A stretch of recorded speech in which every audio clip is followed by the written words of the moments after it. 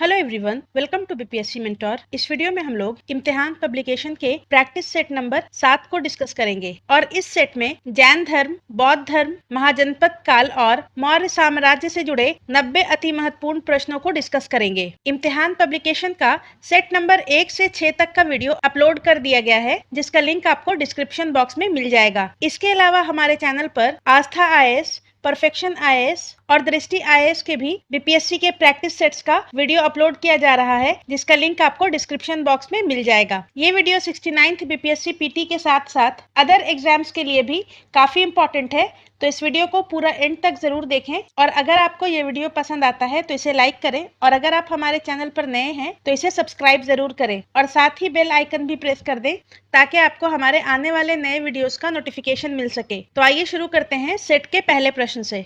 पहला प्रश्न है, जीन शब्द का सर्वप्रथम प्रयोग किस तीर्थंकर के लिए किया गया है? तो इसका सही उत्तर है option D, Mahavir Swami. Gene शब्द का सर्वप्रथम प्रयोग जैन धर्म के 24वें और अंतिम तीर्थंकर महावीर स्वामी के लिए किया गया है, क्योंकि उन्होंने समस्त इंद्रियों पर विजय प्राप्त कर ली थी और जीन शब्द का अर्थ होता है विजेता। नेक्स्ट है, जैन धर्म का वर्तमान नाम किस तीर्थंकर के काल में अस्तित्व में आया? तो इसका सही उत्तर है महावीर स्वामी। जैन धर्म का वर्तमान नाम महावीर स्वामी के काल में अस्तित्व में आया। इससे पहले जैन धर्म को निर्ग्रंथ या निर्गंड कहा जाता था और जैन धर्म जीन शब्द से बना है। इस वीडियो के पीडीएफ पाने के लिए आप हमारे पेड टेलीग्राम ग्रुप को ज्वाइन कर सकते हैं और हमारे पेड टेलीग्राम ग्रुप में 69th बीपीएससी पीटी की परीक्षा होने तक विभिन्न संस्थानों के टेस्ट सीरीज उपलब्ध करवाए जाएंगे और जो भी वीडियो हमारे यूट्यूब चैनल बीपीएससी मेंटोर पर अपलोड कराया जाएगा उसके पीडीएफ उपलब्ध कराए जाएंगे और साथ ही बाजार में उपलब्ध टेस्ट सीरीज तथा करंट अफेयर्स के बुक का पीडीएफ भी उपलब्ध कराया जाएगा।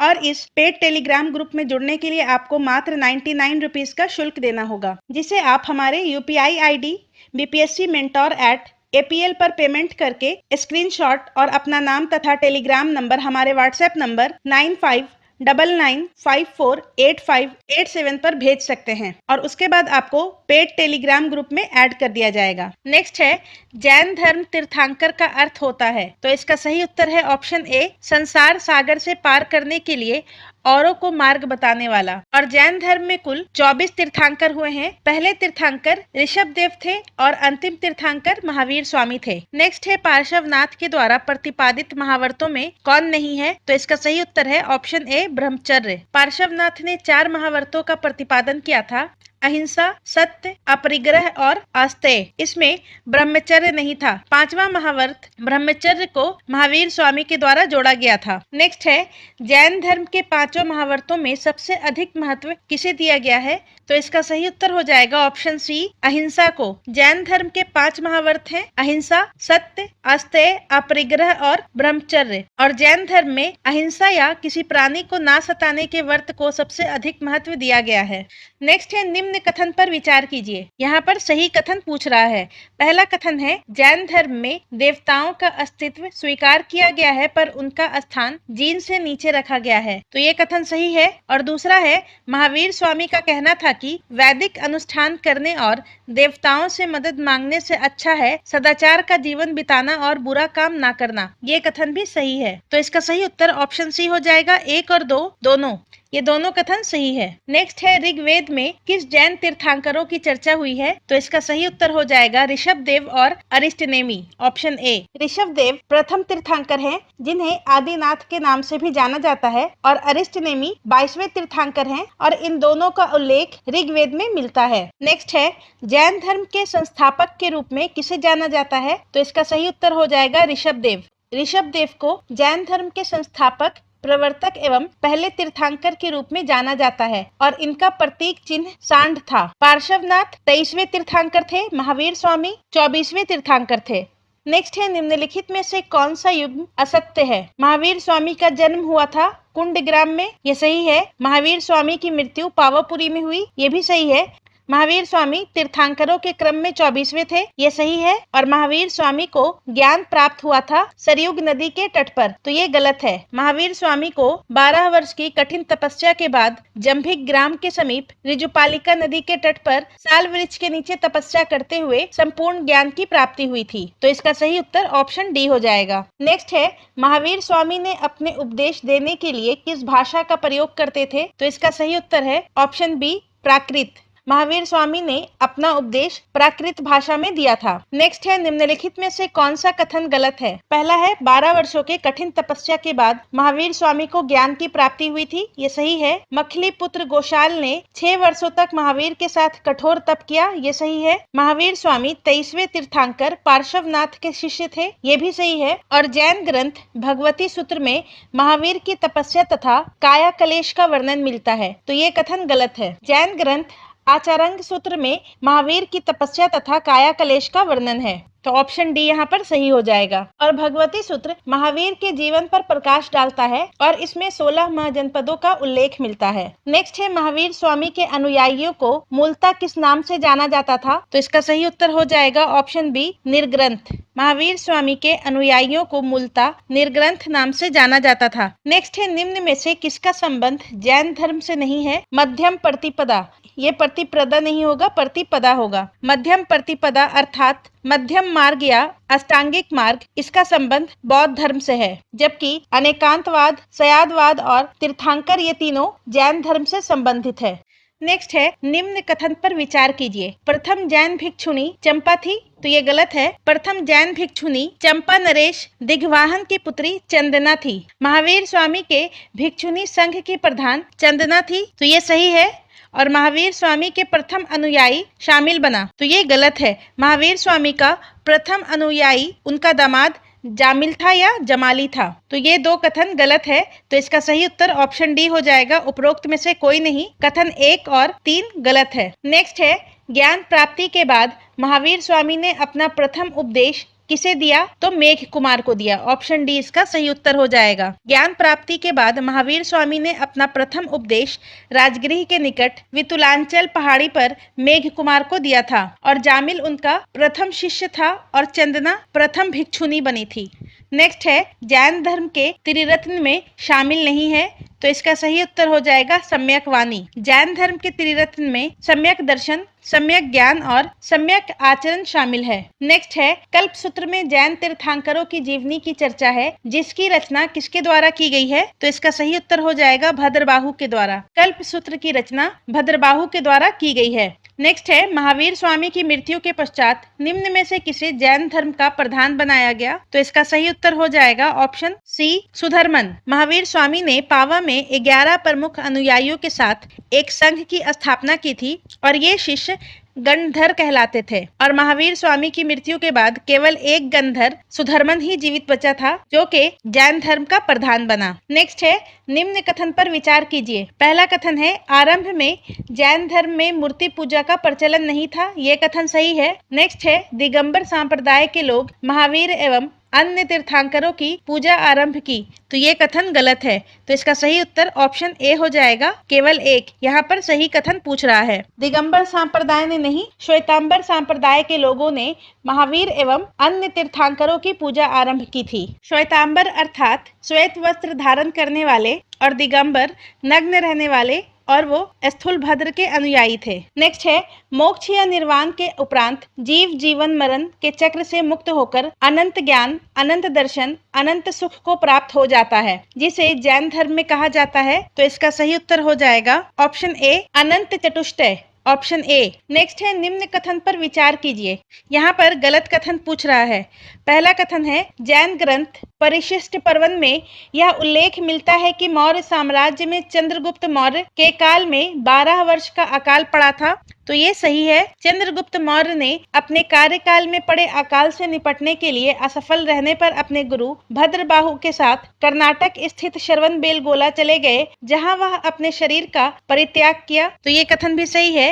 और चंद्रगुप्त मौर्य ने संलेखना विधि के द्वारा अपने शरीर का परित्याग किया था, तो ये कथन भी सही है, तो इसका सही उत्तर हो जाएगा इनमें से कोई नहीं, ऑप्शन डी। ये तीनों कथन सही है। नेक्स्ट है, महावीर स्वामी के संदर्भ में निम्न कथन पर विचार कीजिए। कीजिए। सही कथन पूछ रहा है। पहला है महावीर स्वामी ने यज्ञ और वेद की प्रामाणिकता को स्वीकार नहीं किया, तो ये सही है। महावीर स्वामी अपने अनुयायियों से वस्त्र त्याग कर पूर्णतः नग्न रहने की बात करते थे, ये भी सही है। महावीर स्वामी का प्रतीक चिन्ह सिंह है, सही है। और महावीर स्वामी पुनर्जन्म एवं कर्मवाद में विश्वास नहीं करते थे, तो ये कथन गलत है। महावीर स्वामी पुनर्जन्म एवं कर्मवाद में विश्वास करते थे, तो इसका सही उत्तर ऑप्शन सी हो जाएगा। केवल 1, 2 और 3, 1, 2 और 3 सही है। नेक्स्ट है जैन धर्म अपने आध्यात्मिक विचारों को किस ग्रंथ से ग्रहण किया है, तो इसका सही उत्तर ऑप्शन डी हो जाएगा। उपयुक्त में से कोई नहीं। जैन धर्म ने अपने आध्यात्मिक विचारों को सांख्य दर्शन से ग्रहण किया है।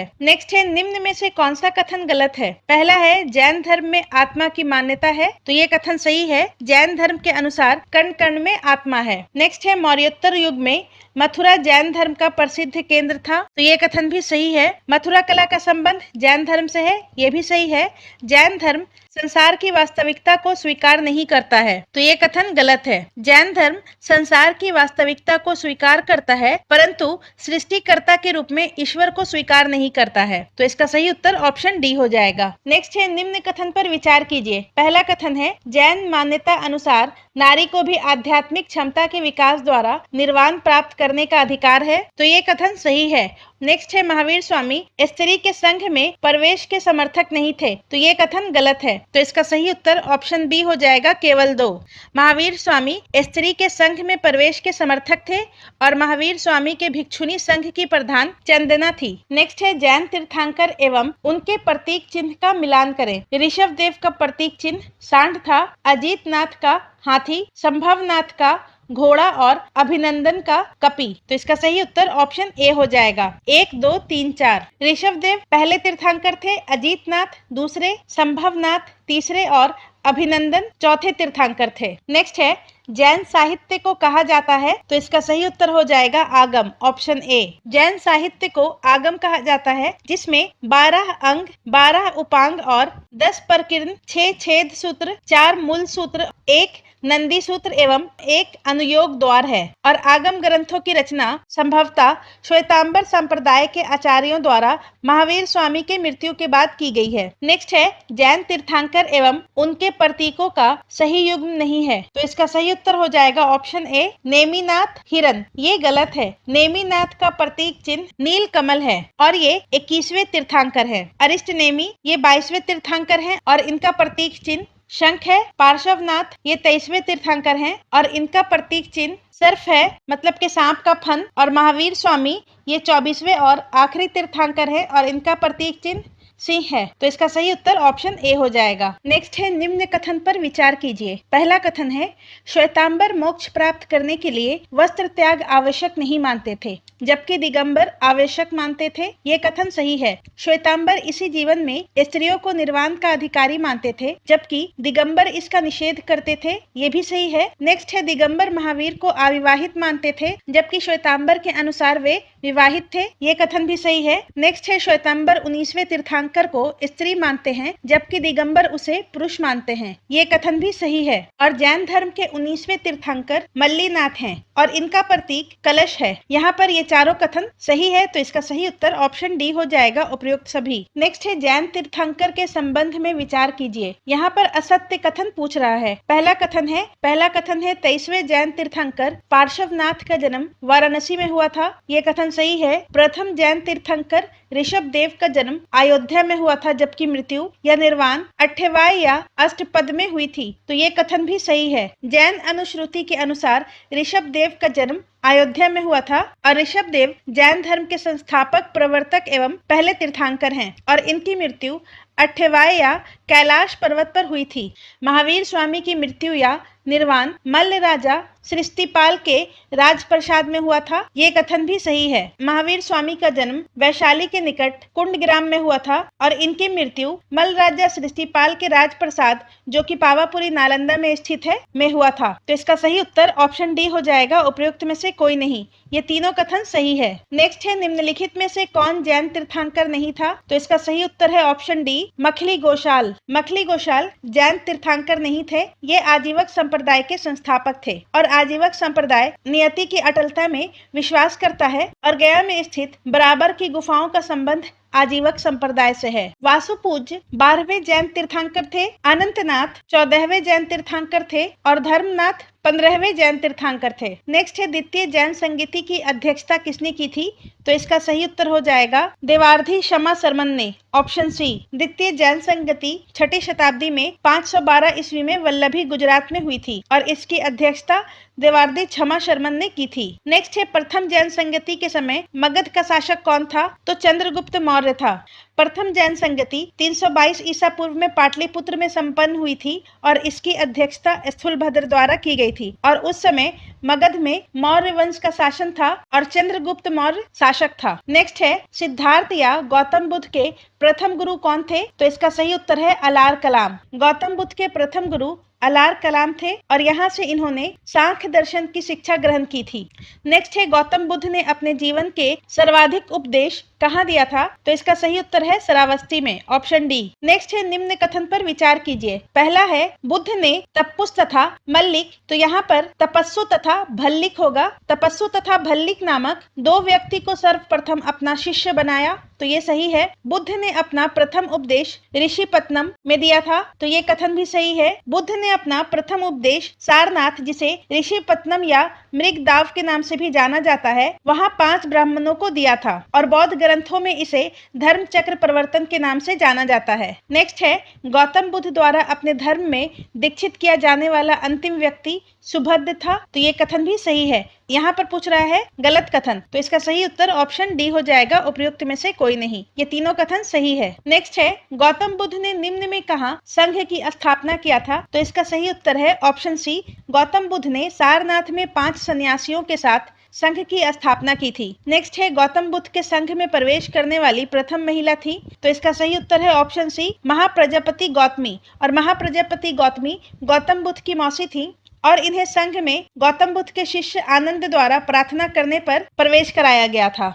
नेक्स्ट है महात्मा बुद्ध ने अपने जीवन का अंतिम समय किस स्थान पर बिताया था? तो इसका सही उत्तर है ऑप्शन ए, कुशीनारा। महात्मा बुद्ध ने अपने जीवन का अंतिम समय कुशीनारा में बिताया था और यहीं 483 ईसा पूर्व में और 80 वर्ष की अवस्था में इनकी मृत्यु हो गई थी और बौद्ध ग्रंथ में महात्मा बुद्ध की मृत्यु को महापरिनिर्वाण की संज्ञा दी गई है और उस समय कुशीनगर में मल्लों का शासन था।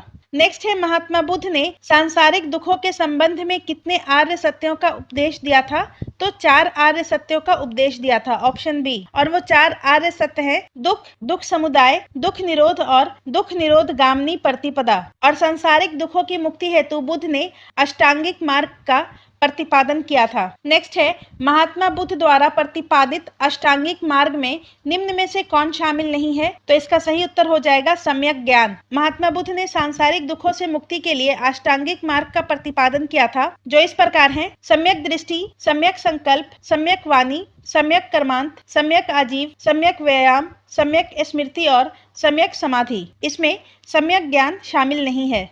नेक्स्ट है निम्न कथन पर विचार कीजिए। पहला है गौतम बुद्ध कर्म में विश्वास करते थे एवं निर्वाण प्राप्ति में विश्वास करते थे, तो ये कथन सही है। नेक्स्ट है महावीर स्वामी कर्मवाद में विश्वास करते थे लेकिन पुनर्जन्म में नहीं, तो ये गलत है। महावीर स्वामी पुनर्जन्म एवं कर्मवाद दोनों में विश्वास करते थे और यहाँ पर असत्य कथन पूछ रहा है, तो इसका सही उत्तर ऑप्शन बी हो जाएगा, केवल 2। नेक्स्ट है किस बौद्ध संगति में सर्वप्रथम बौद्ध धर्म 2 भागों में बंट गया? तो इसका सही उत्तर हो जाएगा द्वितीय बौद्ध संगति। द्वितीय बौद्ध संगति काल अशोक के शासन काल में 383 ईसा पूर्व में वैशाली में हुआ था और इस संगति में मतभेद के कारण बौद्ध धर्म 2 भागों में बंट गया था, स्थविर और महासांगिक। और उसके बाद चतुर्थ बौद्ध संगति में भी बौद्ध धर्म 2 संप्रदायों में बंट गया था, हीनयान और महायान। नेक्स्ट है किस बौद्ध संगति में बुद्ध के उपदेशों को सुत्त पिटक एवं विनय पिटक में बांटकर संकलित किया गया? तो इसका सही उत्तर है प्रथम बौद्ध संगति में। प्रथम बौद्ध संगति अजात शत्रु के शासन काल में हुआ था और इसकी अध्यक्षता महाकश्यप के द्वारा की गई थी 483 ईसा पूर्व में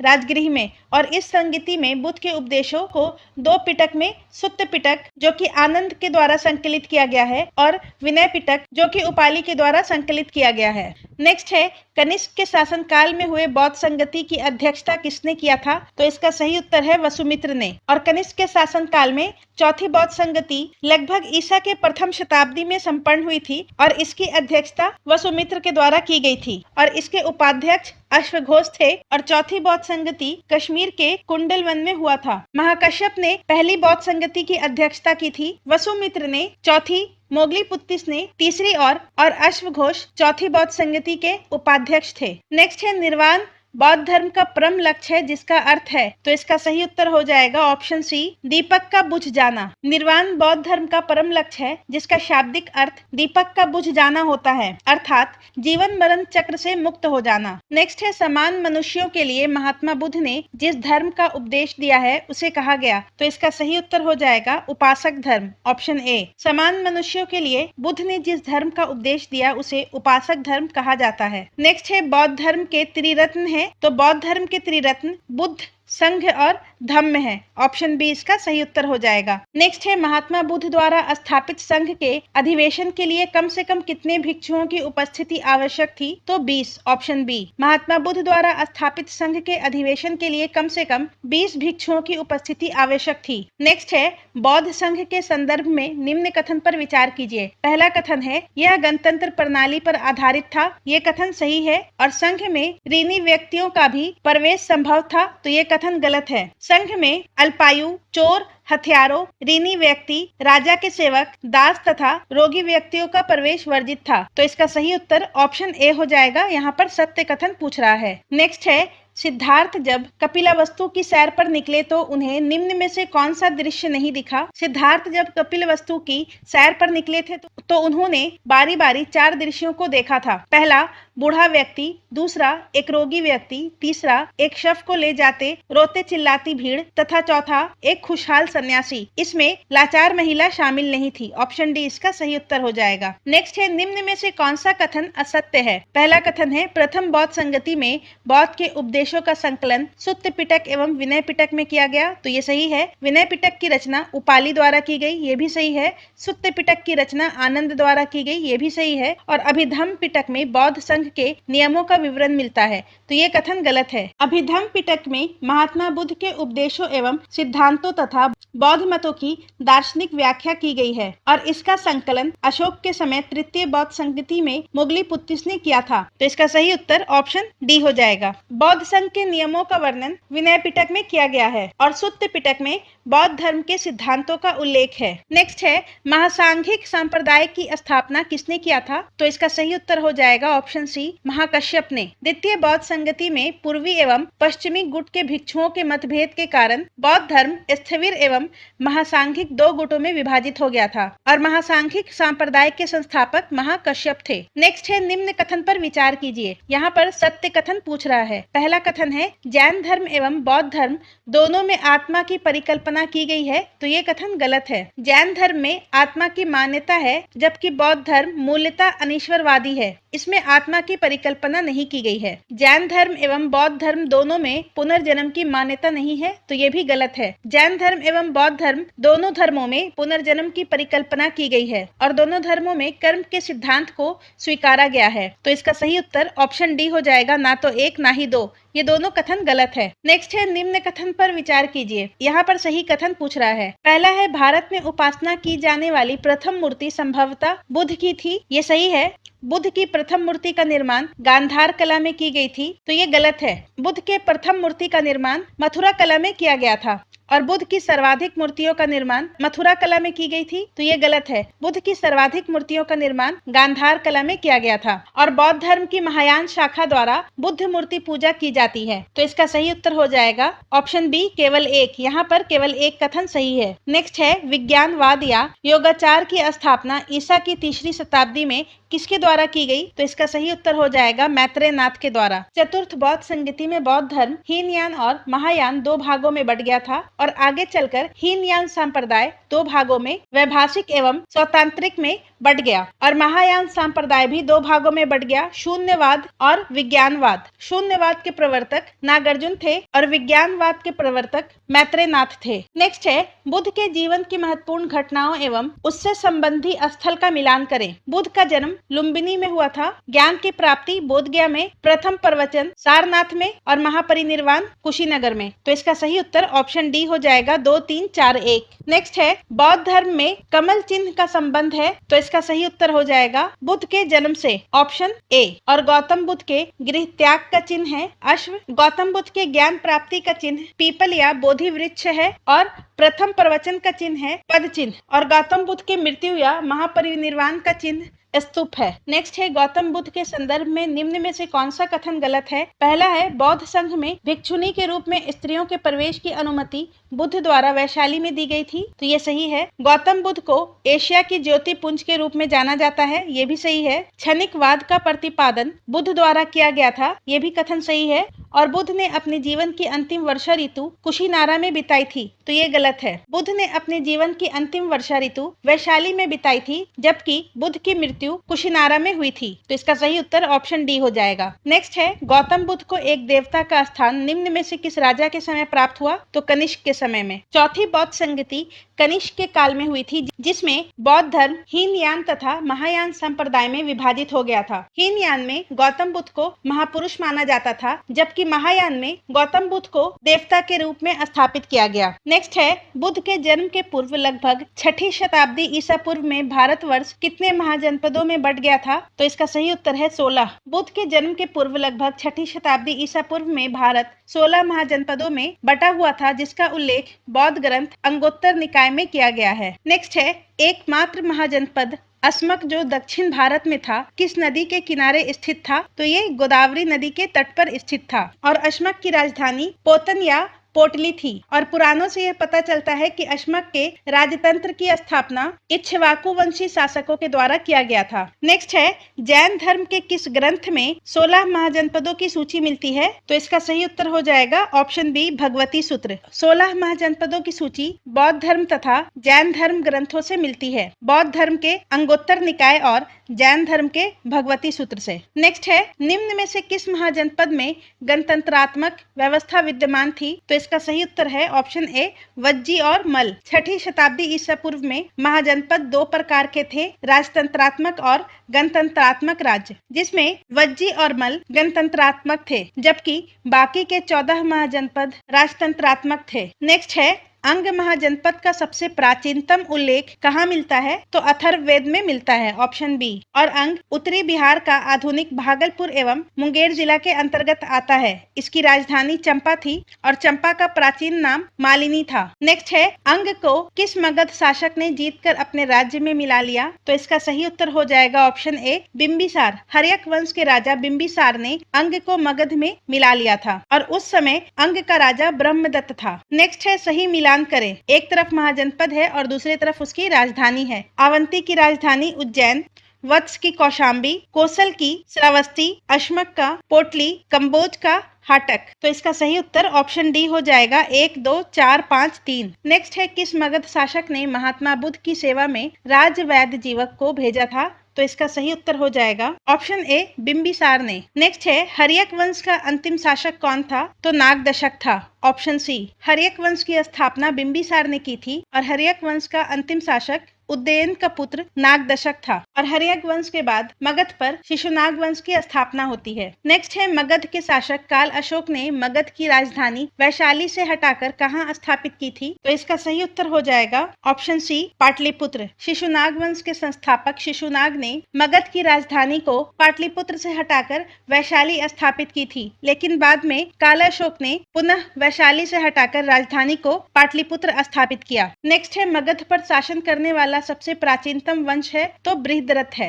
महाभारत तथा पुराणों के अनुसार जरासंध के पिता तथा चेदी के राजा वत्सु के पुत्र बृहद्रथ ने इस वंश की स्थापना की थी और यह सबसे प्राचीनतम तथा महाभारत कालीन राजवंश था। हर्यक वंश का संस्थापक बिंबिसार था, नंद वंश का संस्थापक महापद्मनंद था और मौर्य वंश का संस्थापक चंद्रगुप्त मौर्य था। नेक्स्ट है भारतीय इतिहास में वह प्रथम शासक जिसने अस्थायी सेना रखी थी। इसका सही उत्तर हो जाएगा ऑप्शन ए बिंबिसार। भारतीय इतिहास में बिंबिसार प्रथम शासक था जिसने अस्थायी सेना रखी थी और इसी कारण उसे सैन्य कहा जाता है। नेक्स्ट है निम्न कथन पर विचार कीजिए। पहला कथन है नंद वंश के राजा महापद्म नंद को पराजित कर चंद्रगुप्त मौर्य ने मगध पर मौर्य वंश की स्थापना की थी। तो ये कथन गलत है। चंद्रगुप्त मौर्य ने नंद वंश के अंतिम शासक धनानंद को हराकर मौर्य साम्राज्य की स्थापना की थी। नेक्स्ट है ब्राह्मण साहित्य में चंद्रगुप्त मौर्य को बताया गया है। तो ब्राह्मण साहित्य में चंद्रगुप्त मौर्य को शूद्र तथा बौद्ध एवं जैन धर्म में क्षत्रिय कुल का बताया गया है और यहाँ पर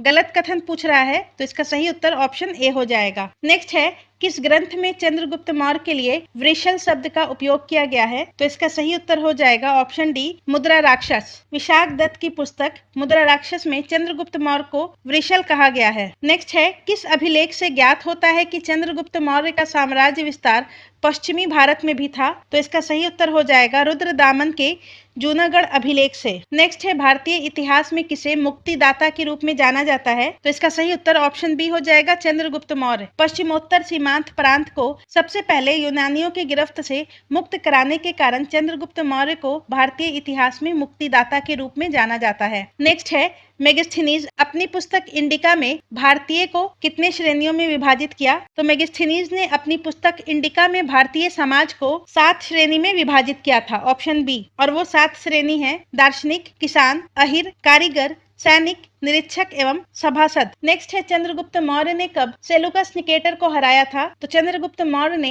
305 ईसा पूर्व में सेलुकस निकेटर को हराया था और युद्ध के उपरांत संधि की शर्तों के अनुसार सेलुकस निकेटर ने चंद्रगुप्त मौर्य के साथ अपनी पुत्री हेलेना से विवाह करवाया था और सेलुकस ने अपने एक राजदूत मेगास्थनीज को चंद्रगुप्त मौर्य के दरबार में भेजा था।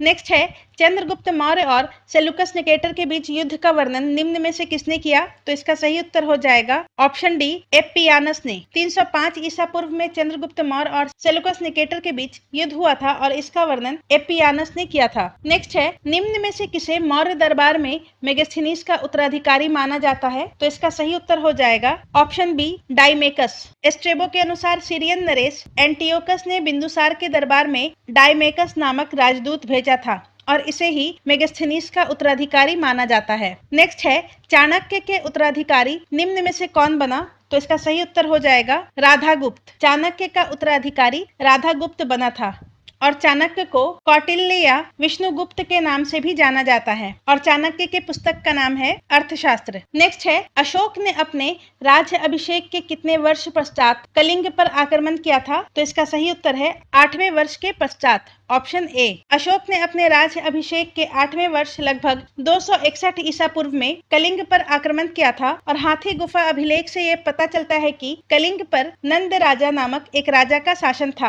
और उस समय कलिंग की राजधानी तोसली थी। नेक्स्ट है कलिंग युद्ध तथा उसके परिणामों के विषय में अशोक के किस अभिलेख से विस्तृत वर्णन मिलता है? तो इसका सही उत्तर है 13वें अभिलेख में। कलिंग के युद्ध तथा उसके परिणामों के विषय में अशोक के 13वें अभिलेख से पता चलता है। अशोक के 7वें अभिलेख में सभी संप्रदायों के लिए सहिष्णुता की बात की गई है। 9वें अभिलेख में धम्म समारोह की चर्चा और सच्ची भेंट व शिष्टाचार का उल्लेख है और 11वें शिलालेख में धम्म नीति की व्याख्या की गई है। नेक्स्ट है निम्न कथन पर विचार कीजिए। सिकंदर के हमले के समय उत्तर भारत पर नंद राजवंश का शासन था। तो ये कथन सही है और उस समय शासक धनानंद था। नेक्स्ट है मगध के राजा धनानंद सिकंदर के समकालीन था। ये सही है। नियार्कस, आनेसिक्रिटस तथा अरिस्टोब्यूलस सिकंदर के साथ भारत आया। तो ये कथन भी सही है और यहाँ पर सही कथन पूछ रहा है, तो इसका सही उत्तर ऑप्शन डी हो जाएगा। उपरोक्त सभी ये तीनों सही है। नेक्स्ट है कौटिल्य के सप्तांग सिद्धांत के अनुसार राज्यों के अंग में शामिल नहीं था। तो इसका सही उत्तर हो जाएगा ऑप्शन डी, लोक।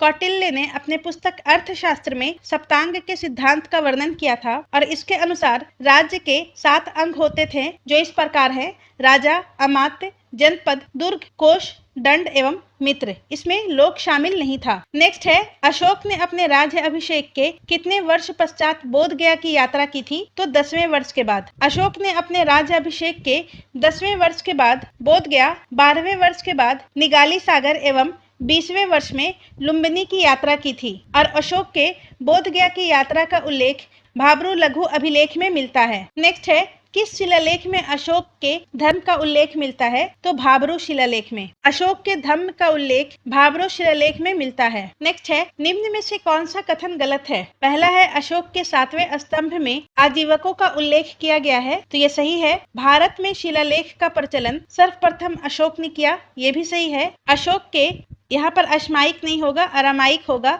अरामाइक लिपि के अभिलेख उत्तर पश्चिम पाकिस्तान से प्राप्त हुए, तो ये गलत है। अशोक के ग्रीक एवं अरामाइक लिपि के अभिलेख अफगानिस्तान से और खरोष्ठी लिपि के अभिलेख उत्तर पश्चिम पाकिस्तान से प्राप्त हुए हैं और शेष अभिलेख जो कि ब्रह्मी लिपि के थे वो भारत से प्राप्त हुए हैं। अशोक के अभिलेख पढ़ने में सबसे पहली सफलता 1857 ईस्वी में जेम्स प्रिंसेप को हुई, तो ये कथन भी गलत है। तो अशोक के अभिलेख को सबसे पहली बार 1837 ईस्वी में जेम्स प्रिंसेप ने पढ़ा था, तो यहाँ पर सी और डी दोनों कथन गलत है। नेक्स्ट है, अशोक के शिलालेख एवं उनमें वर्जित विषय का सही युग्म नहीं है। पहला शिलालेख, इसमें पशु बलि की निंदा की गई है, ये सही है। पांचवा शिलालेख, इसमें धर्म महामात्रों की नियुक्ति के विषय में जानकारी मिलती है, ये कथन भी सही है। छठा शिलालेख, इसमें आत्मनियंत्रण की शिक्षा दी गई है, तो ये कथन भी सही है। और 9वां शिलालेख, इसमें अशोक की तीर्थ यात्राओं का उल्लेख किया गया है, तो ये कथन गलत है। 9वां शिलालेख में धर्म समारोह की चर्चा है और सच्ची भेंट व शिष्टाचार का उल्लेख है,